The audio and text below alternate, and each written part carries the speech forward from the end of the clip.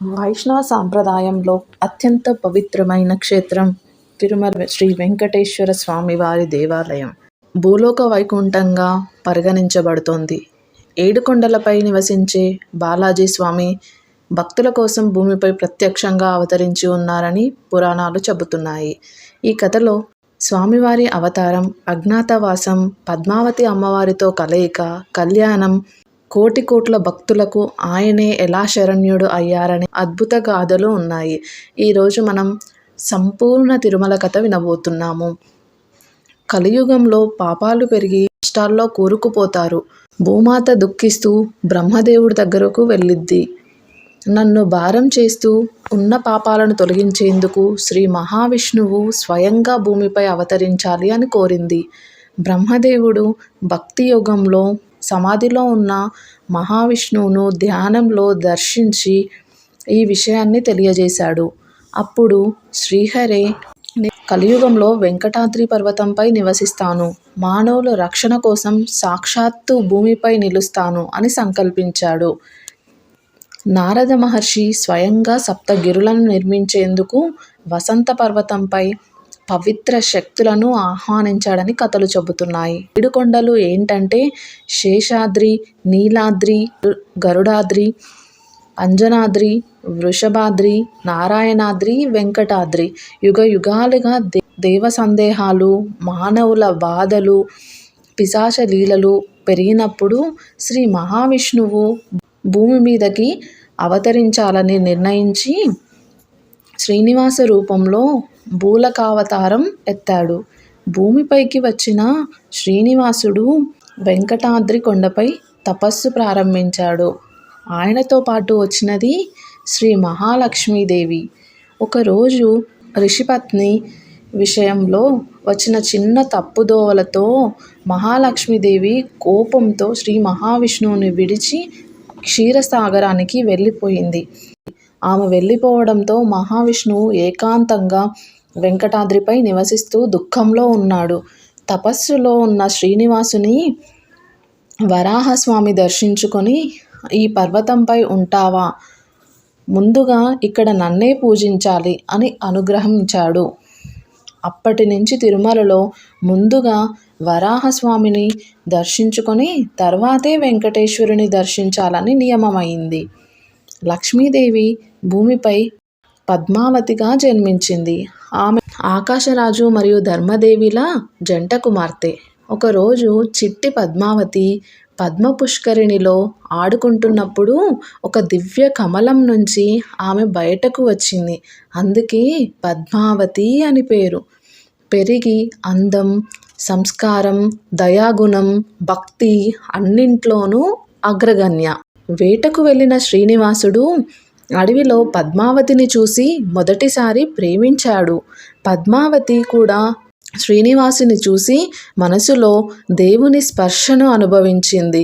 కానీ వారి కలయికకు అడ్డిపడినది పద్మావతి తల్లిదండ్రులు. ఎందుకంటే శ్రీనివాసుడు అప్పుడు అజ్ఞాతవాసంలో ఉన్న క్షత్రియ యువరాజులా కనిపించాడు. నారద మహర్షి వచ్చి ఇది దైవ సంకల్పం అని చెప్పడంతో పెళ్లికి అంగీకరించారు. పద్మావతి శ్రీనివాసుల శుభముహూర్తం వచ్చేసింది. కానీ వివాహానికి ఎంతో సంపద, బంగారం, డబ్బు అవసరం. శ్రీనివాసుడు స్వయంగా కుబేరుని వద్దకు వెళ్ళి, కలియుగంలో నా భక్తుల రక్షణ కోసం నేను భూమిపై అవతరించాను. నా పెళ్లి కోసం కావలసిన ధనం అప్పుగా దయచేసి ఇవ్వు అని కోరాడు. కుబేరుడు అంగీకరించాడు. కానీ ఒక షరతు, నీ భక్తులు నాకు అప్పు తీర్చాలి. దీనికోసం నువ్వు యుగ యుగాల పాటు భక్తుల నుంచి కానుకలు స్వీకరించాలి. అందువల్లే తిరుమలలో హుండీ సాంప్రదాయం ఉంది. పెళ్లి తర్వాత శ్రీనివాసుడు వెంకటాద్రి పర్వతంపై శాశ్వతంగా నివసిస్తూ భక్తుల కోరికలను తీర్చడం మొదలుపెట్టాడు. ఆయన దివ్య దర్శనం పొందిన వారి కష్టాలు తొలగిపోతాయని నమ్మకం. కలియుగ ప్రసన్నుడు అంటే కలియుగ వెంకటేశ్వరుడు అన్నాయి పురాణాలు. పద్మావతి శ్రీనివాసుల వివాహం తరువాత లక్ష్మీదేవి కూడా తిరిగి సాక్షాత్తు వెంకటేశ్వరుని దర్శించుకునేందుకు వచ్చారు. ఇద్దరి మధ్య ప్రేమ, కోపం, శాంతి అన్నీ కలియుగ భక్తులకు ఉపదేశం. దేవుడు కూడా మనుషుల్లా అనుభవాలు ఎదుర్కొంటారని భావన. తిరుమల ఆలయం నిజంగా వేల ఏళ్ల చరిత్ర కలిగిన ప్రాచీన ఆలయం. చోళులు, పాండ్యులు, విజయనగర సామ్రాజ్యం అందరూ ఆలయాన్ని అభివృద్ధి చేశారు. ధ్వజస్తంభ నిర్మాణం, అత్యంత రహస్యమైన గర్భగుడి, సుదర్శన చక్రం ఉన్న ఆనంద నిలయం, శేషవస్త్రాలు, తిప్పవడాలు, ప్రసాదాలు, మహాద్వారం, బంగారు గోపురం, పూజా విధానాలు అన్నీ వైఖానస ఆగమ శైలి ప్రకారం జరుగుతాయి. తిరుమలలో ప్రతిరోజు లక్షలాది మందికి అన్నప్రసాదం ఇవ్వబడుతుంది. ఇది భగవంతుడి ఆజ్ఞ. అన్నదానం అన్నిటికన్నా గొప్ప దానం అని స్వామి పలుకుతూ ఉండేవారని దీని కథ. కుబేరుడికి ఇచ్చిన వాగ్దానం ఏమిటంటే భక్తులు స్వామికి కానుకలు ఇస్తూ కుబేర అప్పు తీర్చడం.